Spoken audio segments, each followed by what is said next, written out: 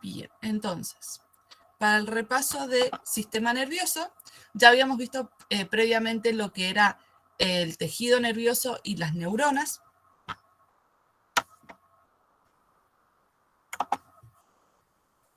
Vimos también que esto era solamente para odontología, la evolución del sistema nervioso, desde las esponjas, los nidarios, ¿sí? Las esponjas que eran los más simples desde el punto de vista del sistema nervioso, que solamente respondían a estímulos, las hidras que tenían ya formaban una red, aunque era difusa, pero ya tenía algunos movimientos, los plantelmilto, que también formaban una red, pero ya estaba más densa esta red o más formada, y se iban uniendo los distintos ganglios. ¿Sí? Que teníamos acá centrales, ganglios centrales en la cefalización y después que se replicaba a lo largo del individuo. Y por último, no habíamos visto los anélidos también, que ya en este caso estaba un poquito más trabajado porque teníamos doble cordón nervioso en los anélidos. Así que eran las lombrices. Y por último vimos los artrópodos, que estos ya tenían una cefalización importante y a su vez tenían pequeños ganglios y se empieza a hablar a partir de los artrópodos del cerebro. Después vimos en los vertebrados que al ser vertebrados teníamos un sistema nervioso dorsal, es decir, en la espalda, para que nos ubiquemos un poco, y que estaba cubierto, o gran parte del sistema nervioso, estaba cubierto protegido, mejor dicho, el cráneo y las vértebras. ¿Sí? Toda la columna vertebral, que es algo que nos diferencian del resto. Los peces cartilaginosos van a tener un cerebro con una gran actividad, ya que tiene una actividad motor importante, pues están permanentemente en movimiento. Los reptiles, como por ejemplo cocodrilos, serpientes, van a tener hemisferios cerebrales y lóbulos ópticos desarrollados, ¿sí? Porque van a ampliar el parámetro visual que tiene cada uno. Las aves van a tener un cuerpo estriado y el cerebelo, que es muy importante en las aves porque es el encargado del vuelo, ¿sí? Para los movimientos o para medir las distancias. Y en los mamíferos ya encontramos un mayor desarrollo donde podemos tener una corteza cerebral que va a estar relacionada con funciones complejas como el procesamiento de gran información. Y puntualmente en los humanos, ¿sí? Vamos a tener un lenguaje articulado y un pensamiento simbólico, que eso nos diferencia del resto de los animales. Bien. Y a su vez el sistema nervioso va a tener muchas funciones o va a tener una variedad de funciones que están relacionadas entre sí. Van a coordinar e integrar todas las funciones del organismo, van a seleccionar estímulos, porque yo acá que estoy mirando, me van a seleccionar solamente los estímulos de la pantalla, o sea, lo que yo recibo de la pantalla, no el resto del ambiente. Van a transmitir información externa o interna, van a también integrar la información en los circuitos nerviosos, va a permitirme la toma de decisiones y así pues tenemos la posibilidad de cambiarlo a través del aprendizaje. Y vamos a generar también patrones de comportamiento, ¿sí? Patrones de actividad de comportamiento que vamos a ir aprendiendo y vamos a ir replicando y a su vez transmitiendo también. ¿Estamos hasta acá? Las funciones generales. Bien, si hay algo, me avisan, volvemos. Luego hablamos del sistema nervioso en sí, por qué está compuesto. Teníamos el sistema nervioso periférico y el central. El central va a estar formado por el encéfalo y la médula espinal, ¿sí? Todo lo que está protegido por el cráneo y la columna vertebral, y el periférico serían los nervios y los ganglios, que eran los conjuntos de los núcleos celulares que se encuentran en la periferia. Por eso se denomina periférico. A su vez, el periférico va a tener un control somático o autónomo, ¿sí? ¿Se acuerdan que lo vimos, lo vieron creo ayer con en la presencialidad, y los que estuvieron ayer en la tarde lo vieron ayer a la tarde también. En donde teníamos el periférico, donde lo dividimos en somático y autónomo. El autónomo era involuntario, se encargaba de las distintas acciones involuntarias, como por ejemplo los latidos del corazón, la digestión, los músculos del sistema digestivo, la respiración. Y al autónomo lo podíamos dividir en simpático y parasimpático. ¿Sí? Eso es lo que vimos en una gran clasificación. El simpático era el que nos permitía preparar el cuerpo para la lucha o huida. El parasimpático era para volver al estado basal, al estado o funciones vegetativas que se decía.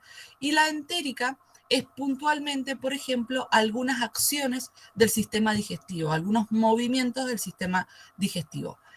En muchas ocasiones, la entérica se reconoce o se asocia con la parasimpática. ¿Sí? En muchas biografías estas dos están fusionadas con el nombre de parasimpática. Bien. Entonces, perdón que ahí vi, no, creí que habían escrito el chat, pero era la respuesta anterior. El somático va a tener una parte sensorial, que es donde va a registrar toda la información, y esta va a ser desde el ambiente externo y somático, es decir, y corporal, interna. Y va a generar una respuesta motora hacia los músculos esqueléticos. En cambio, el autónomo va a recibir información sensorial desde el interior del cuerpo, si van a ser señales internas, y va a generar respuestas motoras no a los músculos esqueléticos, sino al músculo liso, al músculo cardíaco y a las glándulas. Sería una clasificación general, ahora nos vamos a ir viendo cada una. El sistema nervioso central, como dijimos, va a estar formado por el encéfalo y la médula espinal. A su vez, este encéfalo se va a subdividir en tres partes, que va a ser el prosencéfalo, mesencéfalo y el romboencéfalo. Y estas estructuras primitivas, estas tres estructuras, ¿sí? El prosencéfalo, mesencéfalo y romboencéfalo, son estructuras que se van a formar primitivamente cuando nosotros estamos en la etapa de gestación, y luego en la etapa adulta, estos se van a ir madurando y se van a ir transformando el prosencéfalo en diencéfalo y telencéfalo, y luego el diencéfalo va a formar el tálamo y el hipotálamo, y el telencéfalo va a formar el cerebro.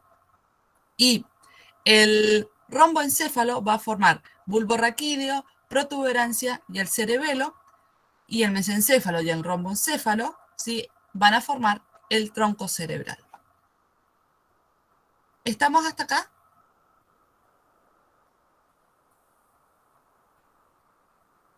Sí, perfecto. A su vez, como dijimos, el sistema nervioso tiene una protección y va a tener una protección triple.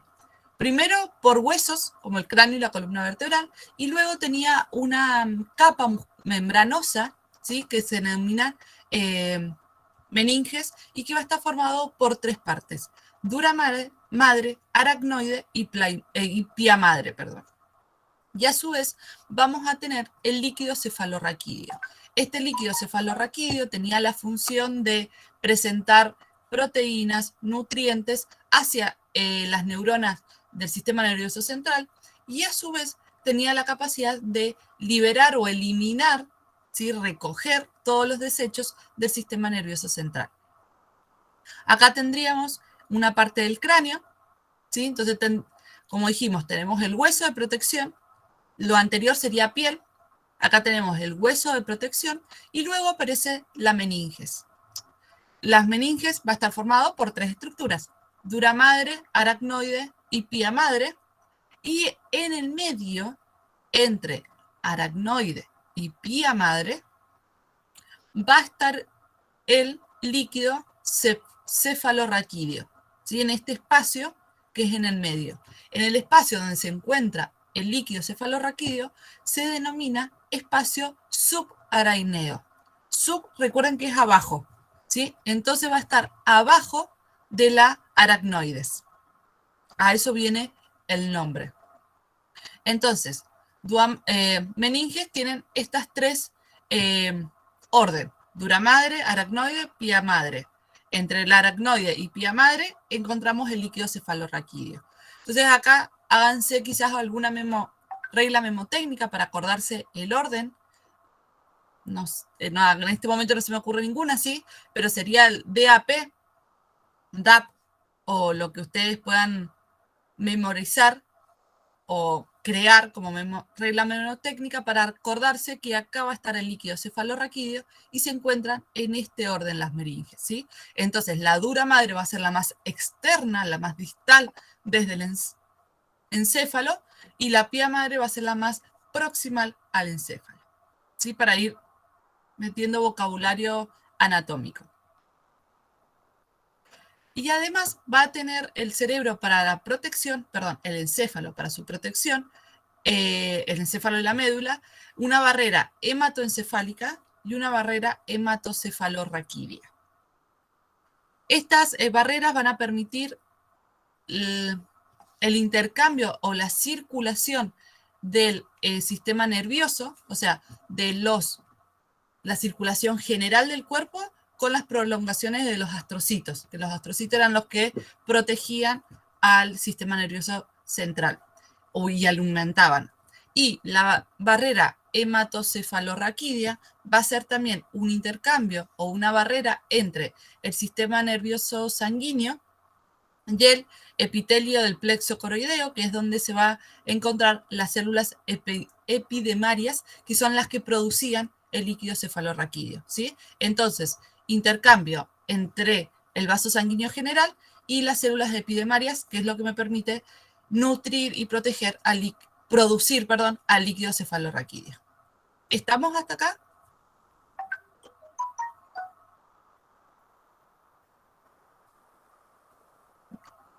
Si tienen dudas o algo, paramos, no hay ningún problema. La médula espinal, sí, va a actuar como un enlace entre el encéfalo y el resto del cuerpo. Por lo tanto, tiene la capacidad de transmitir información en ambos sentidos. Es decir, va a recibir de las neuronas sensitivas para pasárselo al encéfalo para que genere las respuestas, y a su vez va a transmitir las respuestas a las neuronas motoras desde el encéfalo al músculo puntual o a la glándula que va a hacer la función.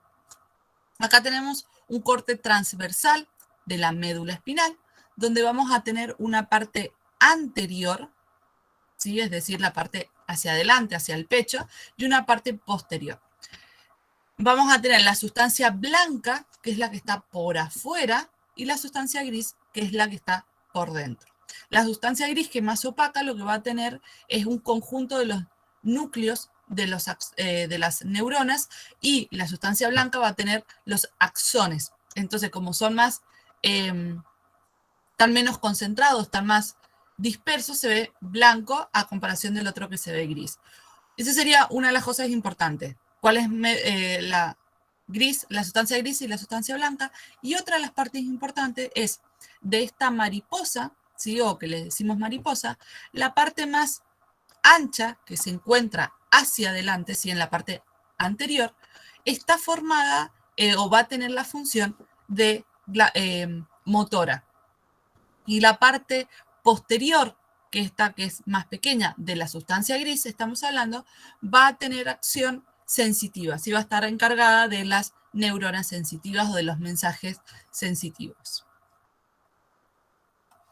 ¿Duda de la médula espinal? No, profe, ninguna. Bien, seguimos entonces. Perfecto, ahí las estoy leyendo en el chat. El encéfalo. Como dijimos cuando lo estudiamos, el encéfalo va a incluir todas estas estructuras, no solamente el cerebro. Entonces, se va a ir formando y madurando a medida que vamos creciendo.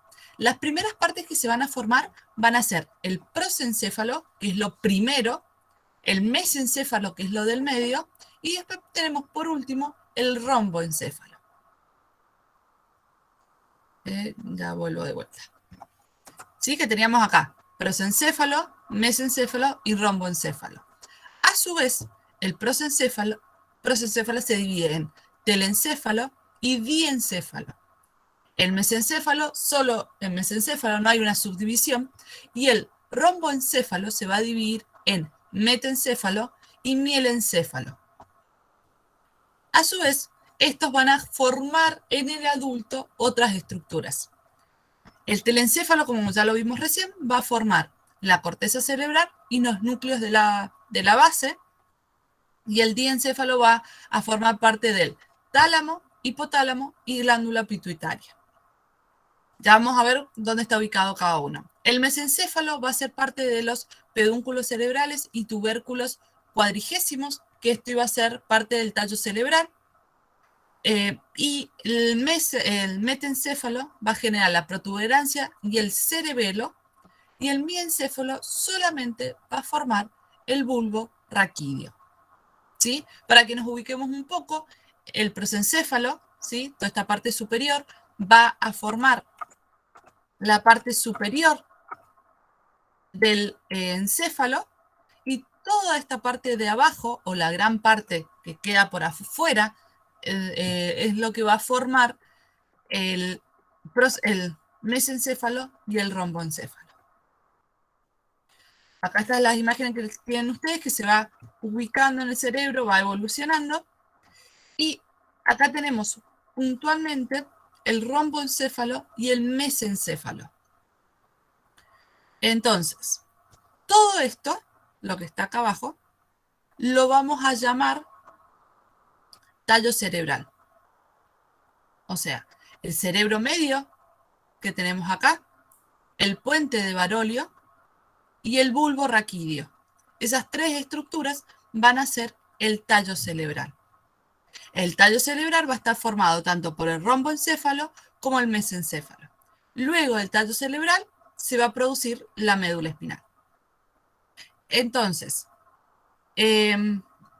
para que nos ubiquemos un poco más. La parte superior, ¿sí? Todo esto, todo lo que falta acá, va a ser parte del prosencéfalo. Entonces, lo que continúa es el mesencéfalo.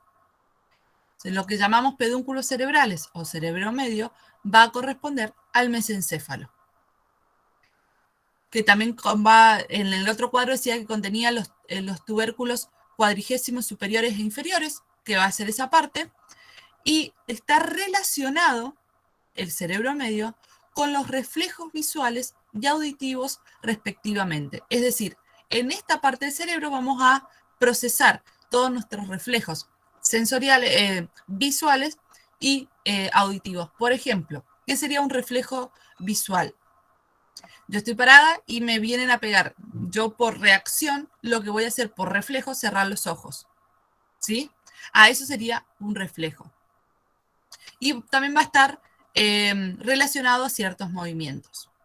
Después tenemos la parte inferior, que va a ser el puente de Barolio o protuberancia anular o protuberancia solo, y el bulbo raquídeo. Como esto es de la parte final, estas dos van a ser parte del romboencéfalo, pero va a ser específicamente de cada uno. El puente de Barolo o protuberancia va a ser del metencéfalo.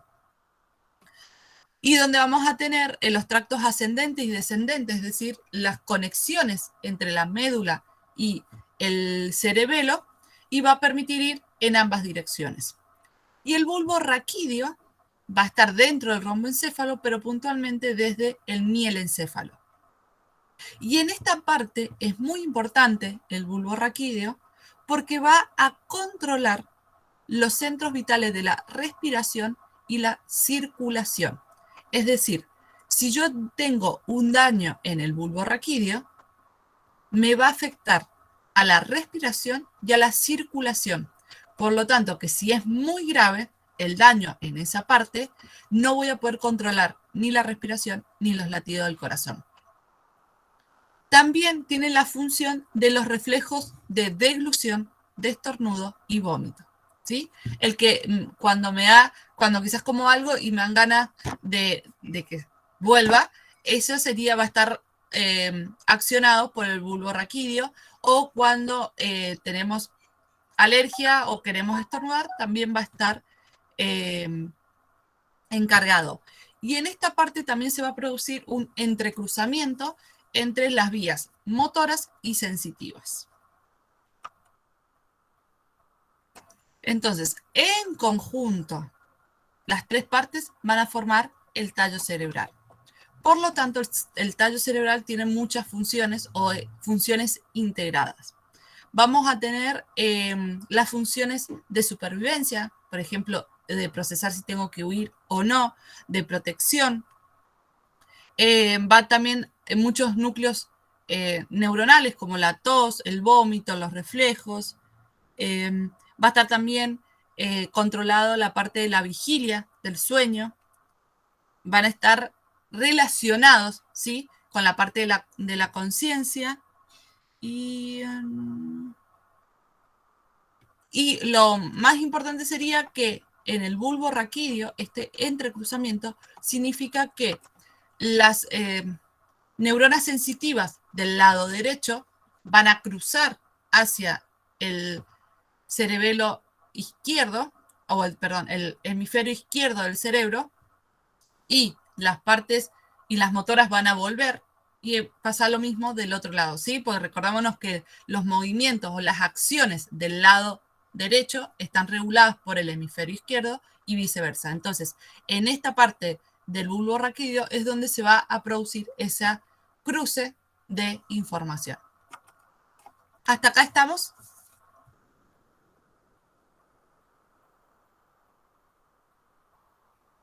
Bien. Después lo otro que dijimos del sistema nervioso central, además de la médula ósea y el encéfalo, una de las partes del encéfalo también es el cerebelo, ¿sí?, que se va a ubicar sobre todo el tallo o el bulbo raquídeo. ¿Sí? Acá va a estar el cerebelo. Entonces, este cerebelo va a tener una función importante porque va a controlar los movimientos de los músculos voluntarios, ¿sí? Son los que me van a permitir hacer movimientos. Y una de las funciones principales que tiene es que me permite el equilibrio, ¿sí?, el fino equilibrio de mi cuerpo para yo moverme, no caerme, saltar una sequía, enhebrar una aguja. Todos esos movimientos finos van a estar relacionados en el cerebelo, ¿sí? Para asociarnos, recuerden que las aves, el cerebelo está encargado del vuelo. Entonces es algo muy específico el vuelo y necesitamos mucha coordinación. En nuestro cuerpo, la coordinación y el movimiento de nuestros músculos está regulado por el cerebelo.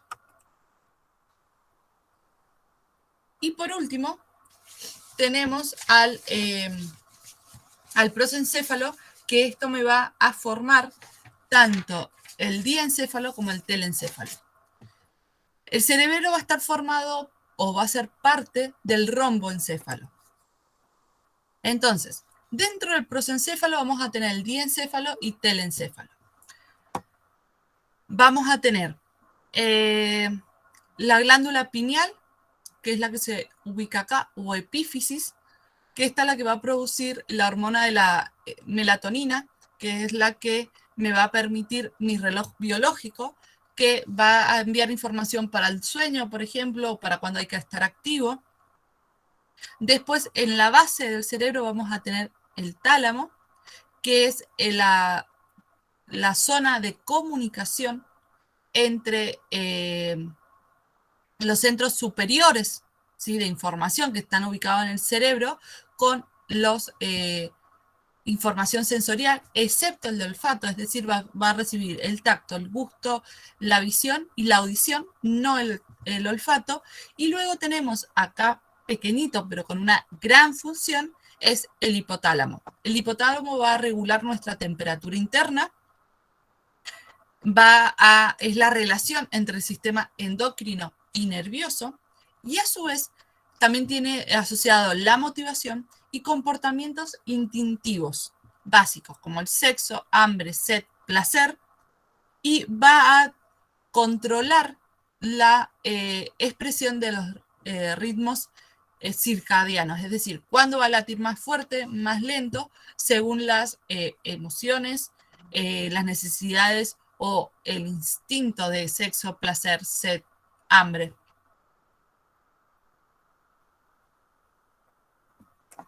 Entonces, esto sería el diencéfalo en general y puntualmente el telencéfalo que va a formar la corteza cerebral y los núcleos.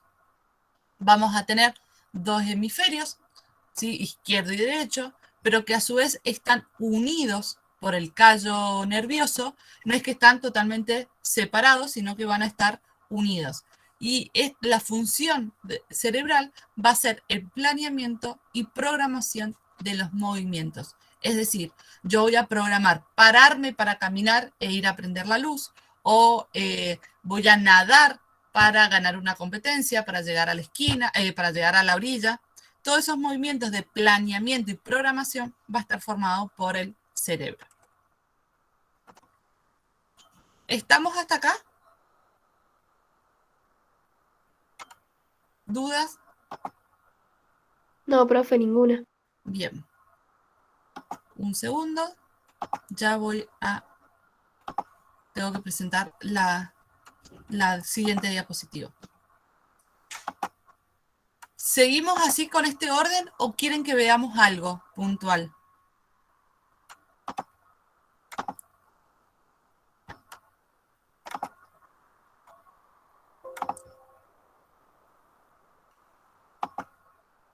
Presentación.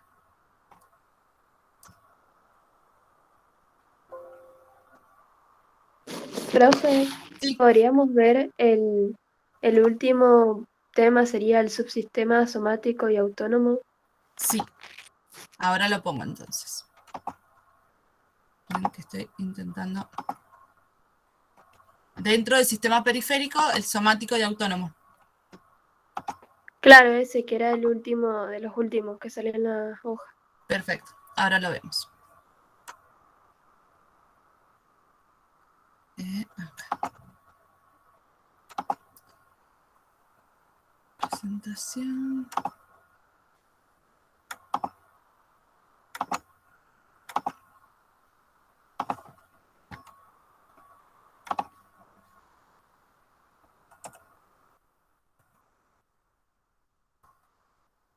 Somático y autónomo, ¿verdad?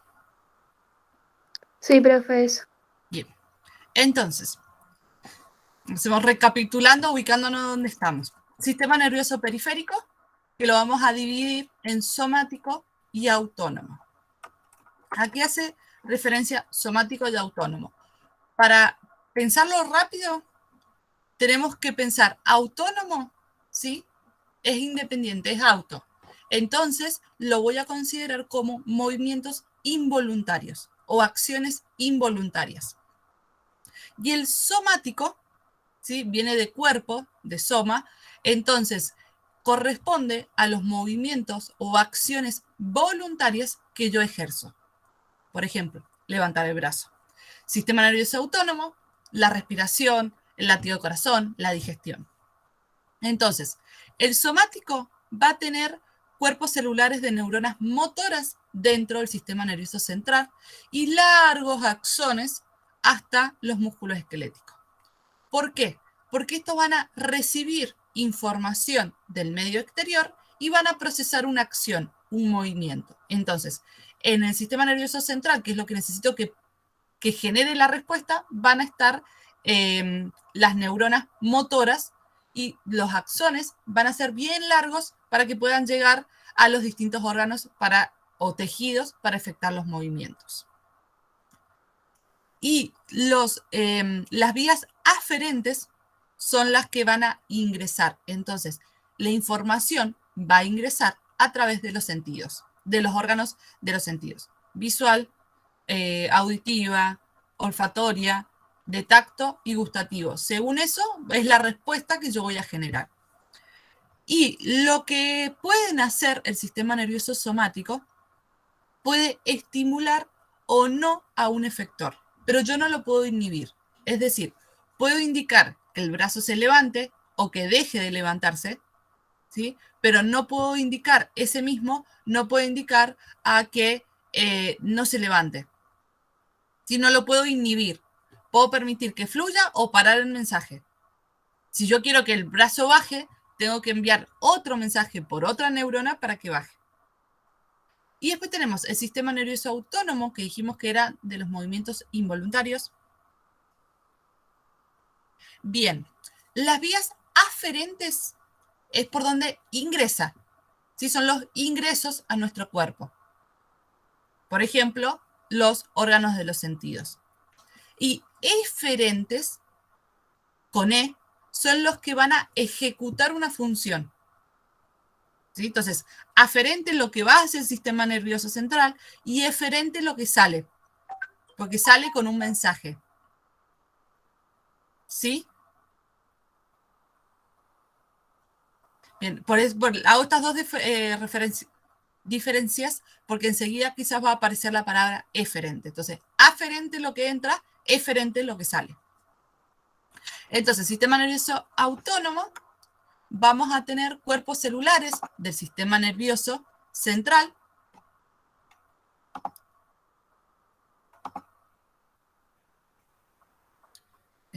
Acá estamos. Y vamos a tener axones con la sinapsis con ganglios, ¿sí? Porque como van a ir puntualmente a generar una acción, van a estar hacia los ganglios, por ejemplo, la tiroides, el hipotálamo, ¿sí? Va a estar unido hacia esas secciones y además hacia ciertos músculos. ¿Sí? Acá tenemos neuronas motoras a los efectores. Por lo tanto, va a llegar al tejido muscular, por ejemplo, para realizar la contracción. Por ejemplo, el tejido del corazón para que se contraiga. Entonces, los del sistema nervioso autónomo tienen la capacidad de estimular o de inhibir la acción. Es decir, yo estimulo los latidos cardíacos o inhibo los latidos cardíacos. Entonces, esto me hace aumentar o disminuir la frecuencia. Por eso habla de la actividad de un efector. Efector, recordemos que es el que va a generar, ejecutar la acción. Entonces, por eso hablamos de efector. Y las vías aferentes, es decir, de dónde va a recuperar información o de dónde va a recibir la información para accionar, va a ser desde, intervienen los reflejos viscerales. ¿Qué quiere decir? Que desde un análisis o de la información interna que me genere mi cuerpo, es cómo va a actuar. Un ejemplo. Si hay mucha azúcar en sangre, ¿sí? Si yo me acabo de comer una torta gigante llena de azúcar, el sistema nervioso autónomo va a mandar señales a mi páncreas para que empiece a liberar insulina, ¿sí? Digamos, eso va a ser la información que va a recibir exceso de azúcar en sangre y voy a empezar a desencadenar un conjunto de efectos para que se libere la insulina y de esa manera disminuir la concentración de azúcar en sangre. ¿Se entendió esta primera clasificación? Sí, profe. ¿Sí? Bien. Y a su vez, el sistema nervioso autónomo, es decir, el involuntario, se va a dividir en dos grandes divisiones. La división parasimpática y la simpática. La simpática es la que nos va a preparar para la lucha o la huida. Y la parasimpática es la que nos va a permitir restablecer nuestros valores basales o promueve las funciones vegetales, como por ejemplo la respiración, la circulación, la alimentación, o el proceso de digestión, mejor dicho. Por eso, para pensarlo rápidamente, parasimpático de parar.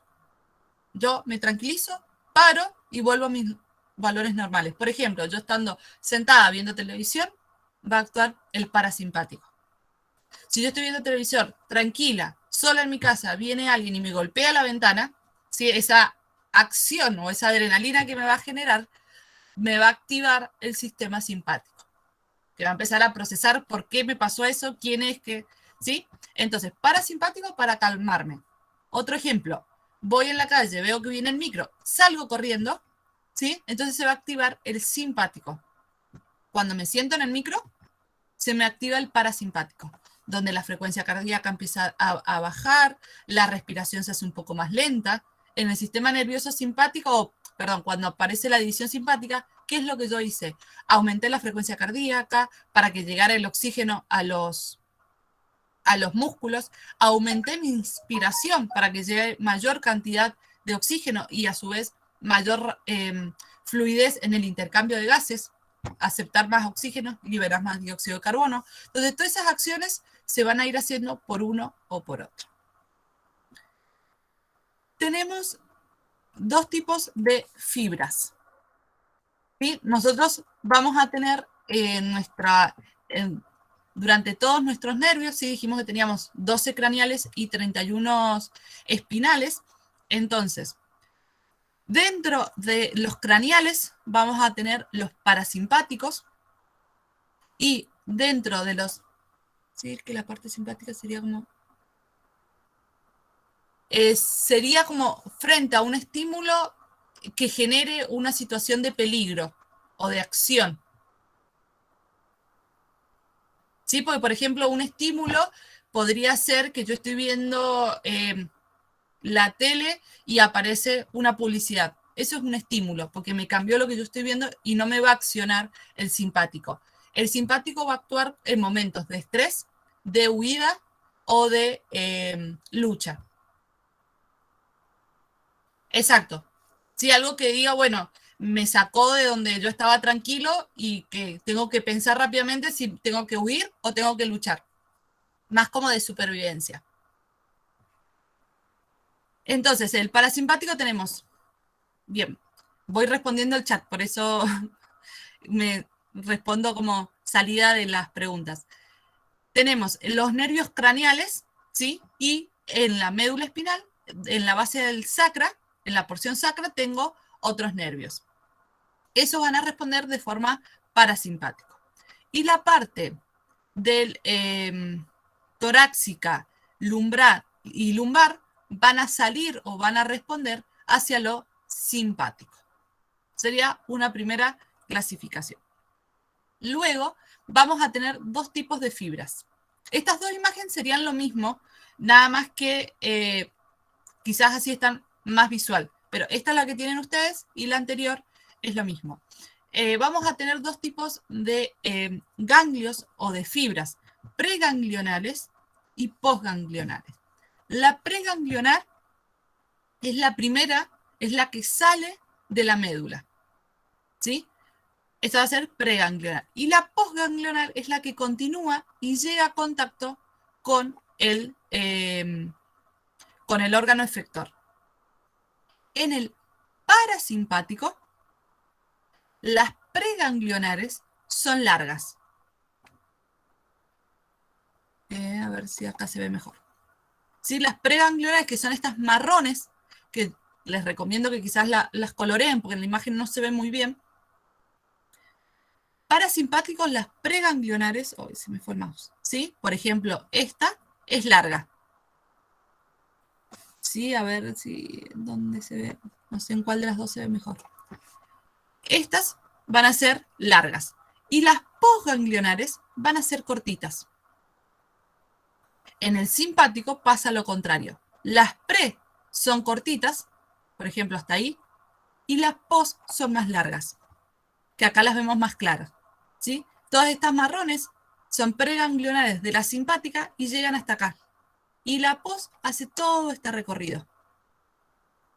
¿Sí? Acá en la imagen se puede ver más clara quizás acá. Esta preganglionar para la simpática es larga y de acá a acá, que es la postganglionar, es cortita. ¿Se ve eso en la imagen? Sí, profe. ¿Sí? Bien, eso sería una de las diferencias que hay entre preganglionales y entre el parasimpático y el simpático. Entonces, generalmente son casi opuestas. Acá vamos a tener largas y acá cortas. Luego, de dónde surgen, ahí sí es diferente, totalmente diferente. La parasimpática craneana y sacra, y la simpática va a ser torácica y lumbar. La localización de la sinapsis es prácticamente contraria. En la parasimpática van a estar cerca de los órganos inervados o de los órganos efectores o en ellos, y en la simpática van a estar próximo a la médula espinal. Por lo tanto, o van a estar a la mitad del camino. pero en la parasimpática están más cerca del órgano efector. Por lo tanto, las postganglionales en el parasimpático van a ser cortas y las simpáticas van a ser largas. ¿Sí? Porque yo tengo largas las pre, cortas las post. Por lo tanto, en el otro es inverso. Otra de las diferencias es que el parasimpático va a tener un neurotransmisor, tanto para las preganglionares o como las postganglionares va a usar la acetilcolina. Y en la simpática, las preganglionales van a utilizar la acetilcolina, pero las postganglionales pueden utilizar diferentes, pero generalmente o habitualmente utilizan la noradrenalina. ¿Sí? Estos van a ser los neurotransmisores que van a activar o uno u otro.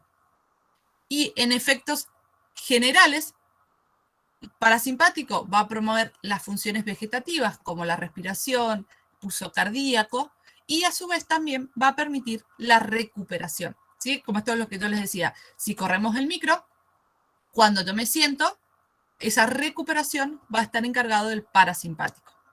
Y el simpático va a tener una respuesta para luchar o huir. ¿Sí? ¿A qué hace referencia esto de luchar o huir?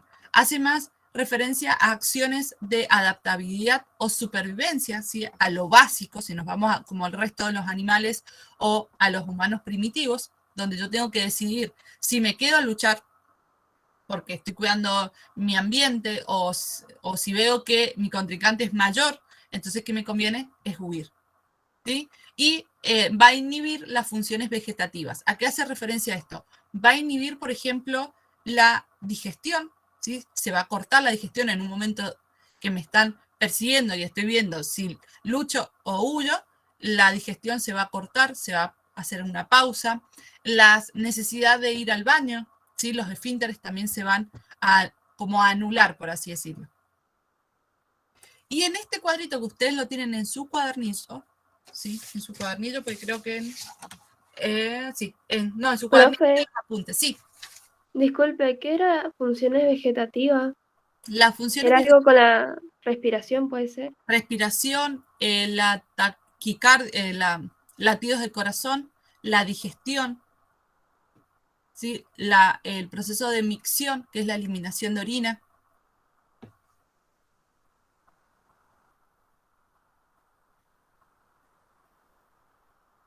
¿Sí? Sí, profe, muchas gracias. No, de nada. Bien, entonces, lo mismo que tienen en estas imágenes están en este cuadro. Nada más que acá están ordenadas por acciones y no vemos de dónde sale cada uno de los nervios. ¿Sí? Porque yo acá puedo analizar si sale la zona torácica o lumbar cada una de las acciones. Acá lo que voy a tener va a ser el órgano efector y cuál va a ser la acción parasimpática y la acción simpática. Por ejemplo, vamos a ir a la vejiga urinaria. ¿Sí? Durante el parasimpático, la vejiga urinaria se va a contraer la vejiga y esto va a permitir la relajación de los esfínteres. ¿Sí? Los esfínteres, imagínense como una abertura, sí que está cerrado o abierto. Entonces, al contraer la vejiga, esto va a permitir que salga la orina de la vejiga y para que la orina sea expulsada de nuestro cuerpo, tenemos que relajar el esfínter urinario. Eso es lo que va a permitir que salga la orina. En cambio, en el simpático, ¿sí? Si yo estoy corriendo o, no sé, en una situación de estrés, tuve un accidente o estoy, por ejemplo, los médicos que pasan horas operando, lo que van a tener es que la vejiga se va a relajar, por lo tanto no se va a contraer. Al no contraerse la vejiga, no va a salir la orina, entonces se va a relajar y va a permitir el ingreso de mayor cantidad de orina. Y el esfínter, que es la apertura del urinario, se va a contraer. Y esto va a permitir que no se libere orina en esos momentos o que no tengamos la necesidad de ir al baño en estos momentos de estrés. Después, por ejemplo, la frecuencia cardíaca, el parasimpático, lo que va a hacer que mi frecuencia cardíaca la lentice, va a estar más lenta, se va a demorar más en hacer, vamos a tener menor frecuencia cardíaca, y en cambio en el simpático lo que va a hacer acelerarla. ¿Por qué la va a acelerar? Porque al acelerarla hace que tenemos una mayor circulación de sangre, por lo tanto una mayor oxigenación de las distintas partes. ¿Sí? ¿Van viendo esto? ¿Por qué es una y por qué es la otra? Sí, profe. ¿Sí? Otro de los casos que quizás los conozcamos un poco más, cuando estamos nerviosos, a veces se nos empieza a secar la boca.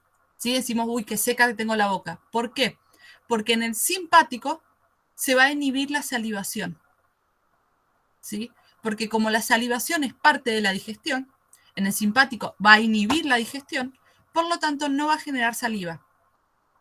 Y cuando estamos relajados, vamos a generar una salivación excesiva o una salivación normal, abundante. Estos son como acciones opuestas. Hay algunas, por ejemplo, en los vasos sanguíneos, el parasimpático no van a tener efecto y en el simpático va a haber una contracción. Y otra que es como complementaria va a ser, por ejemplo, en los órganos sexuales, el parasimpático, en un momento de relajación, va a hacer que se estimule la erección. Pero el simpático va a hacer que se produzca la eyaculación. ¿Sí? Son dos sistemas separados, pero que se complementan para realizar una función.